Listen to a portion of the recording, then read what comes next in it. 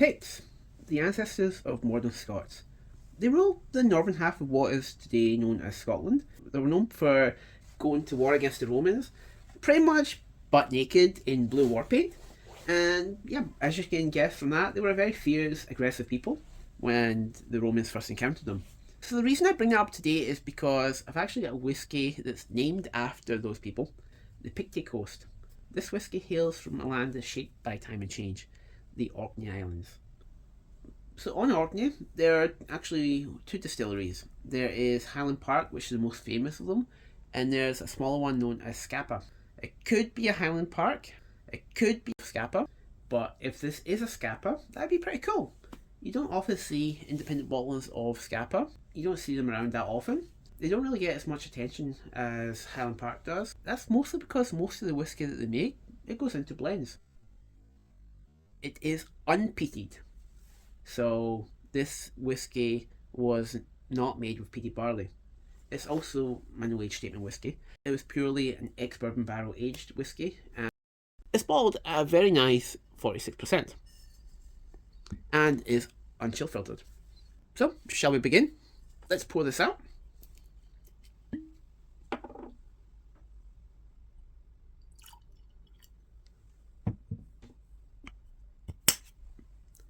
Alright, so in the glass, if we look at it here, it's got a very, very pale colour to it, almost like straw. I would gather from the colour that it's a young whiskey. It doesn't show much signs of aging. Probably been in bourbon barrels for maybe, I'd say, given the colour, maybe about 5 years. I'm not sure though. Legs in this, they're quite nice. It's about what you'd expect for a scotch that's 46%.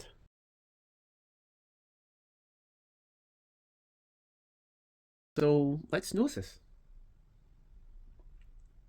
Wow. Wow, wow, wow. That is very, very salty whiskey. So there's this incredible burst of salt that hits your nostrils, and it's almost as if you've stepped onto a really windswept shore. It's really briny, but there's also an undercurrent of green apples too. But yeah, more beach sand, some sea spray. There's iodine as well, which is interesting because this is unpeated.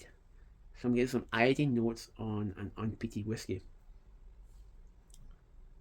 There's not this big beefy smoke that's backing up the iodine. It's just a more sort of chemical iodine. There's a malt character emerging too. It's a little bit grainy. I would say there's a little bit of funk to this as well, which is interesting. I'm getting a bit of honey as well. But for sure, that briny saltiness is still there. It's dominating this. Last time I've seen like brine dominate a whiskey this much was back when I tried Old Pulteney. That was briny. That was a briny whiskey.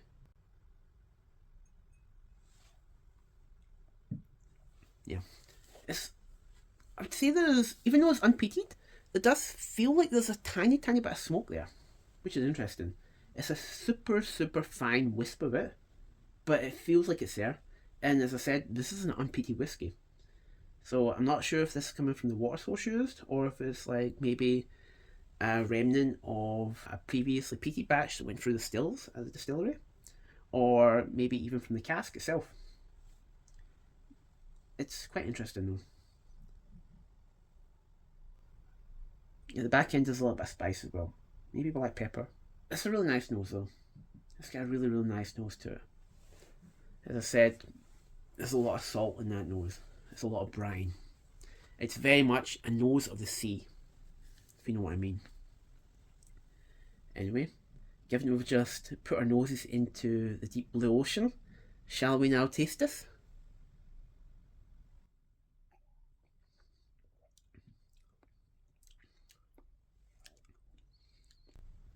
To keep with the ocean theme, there's a wave hitting your palate. It's a wave of salt and black pepper. It's quite sharp.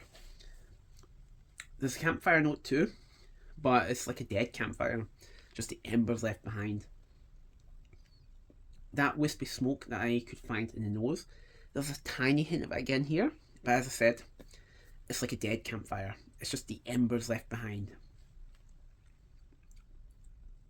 It's not like a key part of the palate or anything like that. It's just a very, very delicate, like little left behind note. Anyway.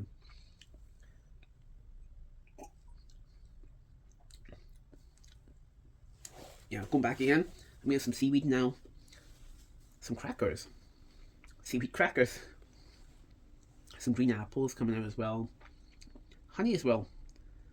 I would say the green apple note is stronger than the honey. You've like cut some green apples and you're like dipping them in some honey maybe. Maybe it feels like that. But yeah, even then, the honey doesn't feel like it's a fresh honey note actually. You go back to that.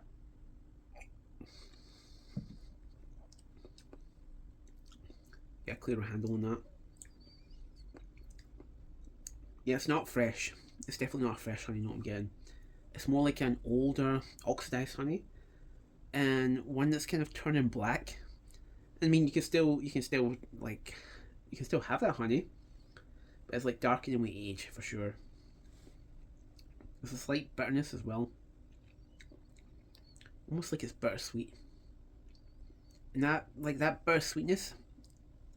So like that bittersweet honey note is coming through. It's coming a little bit stronger now, and it's going through to the finish. There's also some licorice as well, a little bit aniseed. It's actually getting quite medicinal now. Oh, yeah. As it gets to the finish, it actually becomes quite medicinal. As I said, there's some licorice comes out, some aniseed coming out. The salt is still there. There's that old, slightly bitter, sweet honey that's still there. It's almost like a traditional medicine packet. Finish overall is fairly moderate, but definitely leaves a lasting impression though, that's for sure.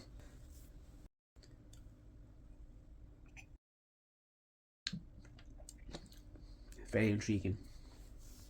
Honestly though, it's nice stuff.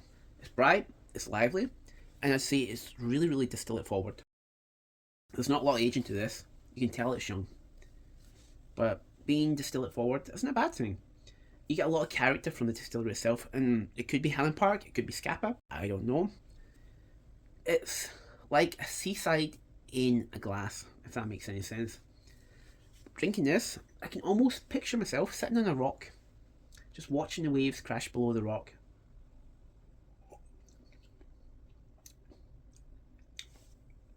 It's quite cool how there's a wispy smokiness to it that you can still find them, even though it's unpeated. I wonder, is that from the water source? Is that from the stills? Or the barrels? I don't know. Because I mean, it could be from the barrels if the barrels were reused, if maybe they had like peaty whiskey in it before, and then if you put some unpeated whiskey in a barrel that previously held peaty whiskey, then a little bit of the peat character is going to carry through to the next whiskey using that barrel. I know there's some distilleries that do that, like M&H. They have a peaty whiskey, which is made with unpeated barley, and then they put it into a barrel that once contained peaty whiskey, and it picks up some of the peat notes from that, so that carries through to the nose and palate of the whiskey. It could be something that's happening here too. Anyway, whatever method they use to get that tiny bit of smoke in it, it's really interesting, and it makes this a somewhat fascinating dram on top of everything I already talked about. Anyway, thanks for joining me on this whiskey journey, and if you've enjoyed this review, don't forget to like and subscribe. So drop a comment below if you've tried this whiskey before, and if you've tried it, do you have any guesses as to which distillery it could be from? Anyway, until next time, Sláinte.